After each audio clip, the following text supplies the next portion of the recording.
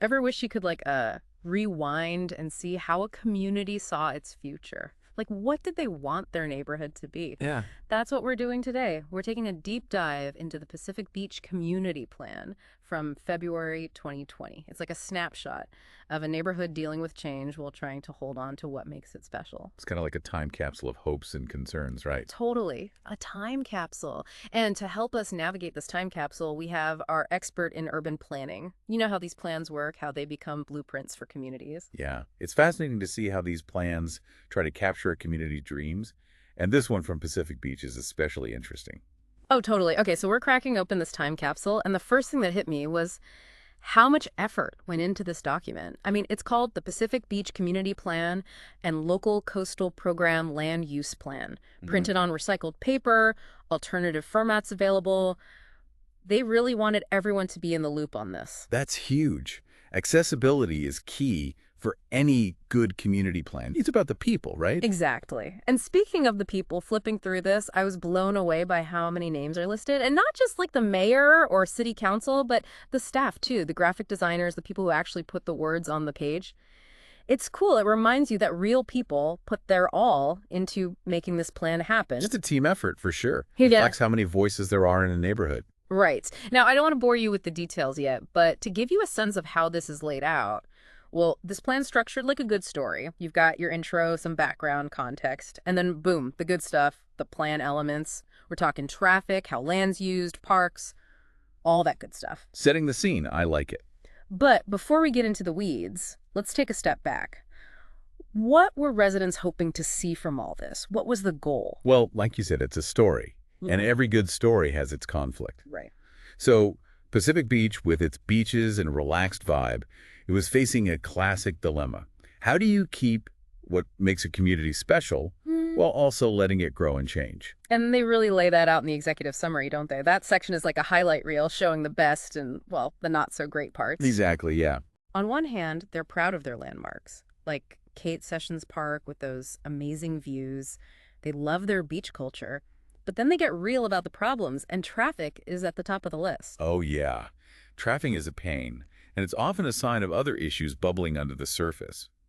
In Pacific Beach, it shows how resident needs and the tourists who flock to the beach, Yeah. well, they clash. Imagine living there. You just need to run to the store, but nope. Stuck in a sea of cars. Weekends. Forget about it. The plan really gets that frustration, especially the like of alternatives to driving. It's not just about managing what's already there. It's about making new choices, Mm-hmm. ones that mean people don't have to always be behind the wheel. Exactly. So speaking of new choices, let's talk about their businesses. You'd think a place like Pacific Beach would have it all, right?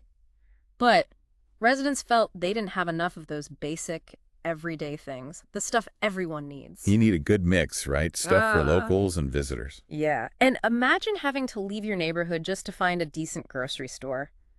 Garnet Avenue, their main shopping street, was dealing with empty storefronts, that rundown feeling. Like the heart of the community was kind of fading.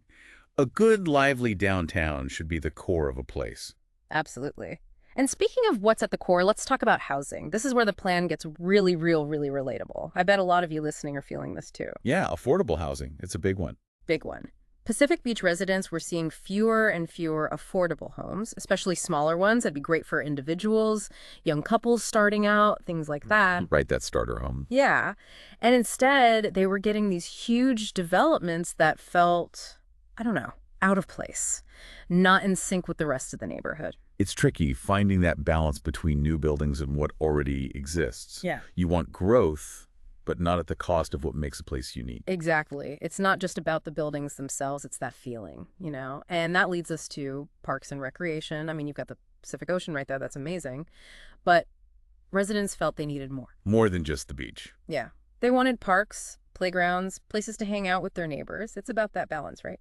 Enjoy the beach, but also have those everyday green spaces. Like having this beautiful painting, but no frame to really showcase it. Parks and rec areas, they're that frame for a community. Love that. So we've set the stage now. We've seen those picture-perfect views and the real-life problems. But the big question is, how do you go from talking about problems to actually fixing them? All right, so let's dive into the how-to section of the plan. Remember those plan elements? That's where the action is, the strategies for tackling those Pacific Beach challenges. It's where they go from, this is what we want, to this is how we're going to do it. And they weren't afraid to think big. Like with traffic, they knew they couldn't just pave their way out. Right. It's not just about more roads. Yeah. The plan really pushes for a different way of thinking about transportation. Yeah. Less car-centric, more sustainable, more about the community. Which makes sense, right? If you give people other options, good options besides driving, they're going to use them. Exactly. So public transportation became a big focus. Improving those bus routes, thinking about a free shuttle, maybe, even those park and ride lots to encourage people to ditch their cars. And what's cool is they were already thinking about the future light rail station at Balboa Avenue, like planning for the long term, how everything connects. That's smart. Yeah, they were thinking ahead. The community's got to adapt, especially in a place that's growing fast. But it wasn't just about buses and trains. They wanted Pacific Beach to be better for cyclists and pedestrians, too. Yes. Imagine walking down Garnet Avenue, no dodging cars, just nice wide sidewalks, shady trees, dedicated bike lanes connecting everything, making biking safe and fun. Those are the kind of changes they wanted. Making it more people-friendly, not just car-friendly. And that focus on walkability, it's even more important when you look at their plans for those commercial areas. Because what's the point of a nice sidewalk if there's nowhere to walk to? And that's where this whole transit-oriented development thing comes in. Okay, so imagine you get off the bus or that future light rail and boom, you're not staring at a parking lot. There are shops, places to live, public spaces, all right there. Easy walking distance. That's transit-oriented development, and it's perfect for a place like Pacific Beach that's already well connected by transit. So it's like this chain reaction, right? Better transit, nicer areas around the stations, more people walking, fewer cars. Everyone wins. Exactly. It's all connected. And speaking of connected, let's talk about the businesses themselves. Remember how residents had to leave to find everyday stuff? Yeah, it's like they had the beach, but no grocery store. Exactly. So the plan wanted to shift things. Less focus on businesses just for tourists, more on what locals need every day. Make it easier to live there, right? Yeah. Imagine Garnet Avenue with all these local businesses, shops, restaurants, services, things that make Pacific Beach unique. People could run errands, grab some food, hang out, all without needing their cars. And it wasn't just about what businesses were there, it was about how they fit into the street. They wanted outdoor seating, better crosswalks, that kind of inviting feeling. Right. Create a vibe, a sense of place. Totally. And speaking of belonging, let's talk about housing. Because those affordable options, they're what make it possible for everyone to live in a community. For sure. That's a big piece of the puzzle. Huge. And this is where I think the plan was really forward-thinking. They knew they needed different types of housing, not just those big developments. Right, because not everyone needs a mansion, right? Exactly. Smaller units, well-designed, in the right locations, those can make a huge difference for individuals, young couples, even seniors who are downsizing. Absolutely. More options are key. And imagine mixing it up even more, like having apartments above those cool shops and restaurants we talked about, people living, working, hanging out, all in the same area. It's more dynamic, more connected that way. And don't forget, the plan also cared about keeping that Pacific Beach character. New buildings had to fit in with the old ones, the style, the size, all of that. Respecting the past while looking towards the future. And speaking of the past, I love how the plan talked about those incredible ocean views. They really wanted to protect those. Oh yeah, those views are iconic. Right. And it wasn't just talk. They had ideas about how to do it. Setbacks for new buildings so they don't block the view.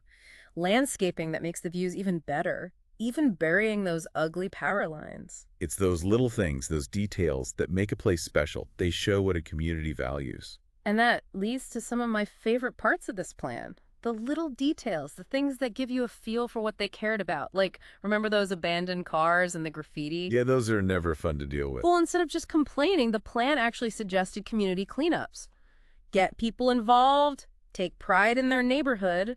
I love that. Absolutely. It's about taking ownership. And speaking of ownership, the plan gets really specific about the streetscape, different themes for different areas. Like, they even talk about the types of trees and the patterns on the sidewalks. Yeah. Like they had a whole design team on it. Right. They wanted that wave pattern on Garnet Avenue. How cool is that? It's those little touches that transform a place. Make it memorable. But you know what? We've only scratched the surface of this plan. There's so much more to uncover.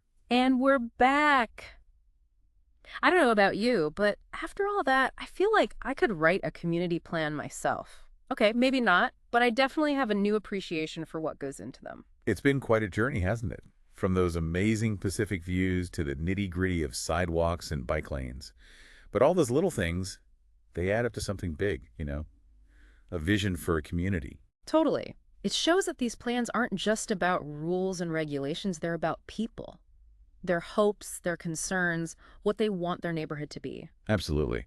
And one thing that really struck me is how connected everything is. Traffic, affordable housing, those aren't just separate issues, they're all part of the same puzzle. Exactly. You can't just fix one thing in isolation. And that's what I like about this plan. They got that. Every decision, from making the sidewalks wider to having those mixed-use developments, it all affects the big picture. And that's something I hope you're thinking about too, listening to all this. It doesn't matter if you're a planning expert or just curious about your own community, there's a lesson here. It's about getting involved, thinking long-term, and being open to new ideas. Speaking of new ideas, I was really impressed with how the Pacific Beach Plan tackled tourism. Because they obviously want people to visit, it's beautiful there, but they also wanted to protect what makes it special for residents. Not an easy thing to balance. Yeah, that's a tough one for a lot of places. Hmm. How do you welcome visitors but also keep that local character? The Pacific Beach Plan shows there's no one right answer. It takes a lot of talking, being flexible, and really understanding what makes a community unique. And that's what I want to leave you with today. What makes your community special? What challenges do you see? What would you change if you could? Because remember, a community plan isn't set in stone. It should evolve with the people who live there. So take some inspiration from Pacific Beach. Find your own community's plan, get involved in the conversations, share your thoughts, because we all have a part to play in shaping the future of our communities. Perfectly said. And on that note, we've reached the end of our Pacific Beach deep dive. We hope you enjoyed this trip back in time to see how this community envisioned their future. Until next time, keep exploring, keep asking questions, and keep diving deep.